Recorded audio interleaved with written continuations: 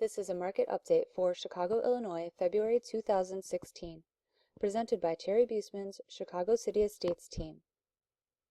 You may have seen headlines about a huge spike in closings in December.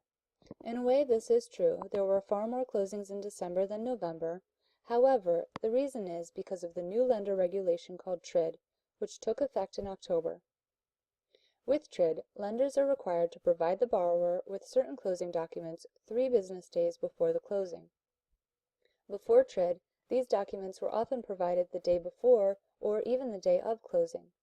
Due to the change in process, the average days to close a loan have increased by 3. Therefore, 3 days' worth of closings that would have taken place in November actually took place in December. Now that TRID is in full effect, we expect the average days to close to level out.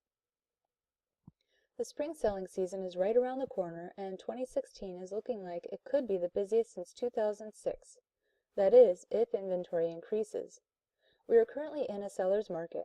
Nationwide month supply of inventory is only at 3.9, when a balanced market needs 6 to 7 months of inventory. That's really low. When there is low inventory and plenty of demand, prices go up. In fact, year over year, prices in the Midwest region are up 7.5%. April, May, and June are the months during which most homes go on the market. If you are selling, there will be more competition during those months, so you'll have to price your home right. This chart shows the percentage of potential buyers you will reach depending on how close you price your home to market value. If you need to move quick, you can reach many more potential buyers and maybe get multiple offers by pricing just a little low.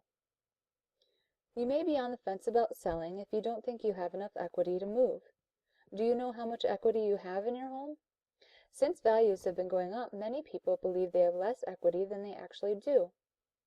In fact, by the end of 2015, 22.5% of all mortgage properties had at least 50% equity, which means you might be worth more than you think.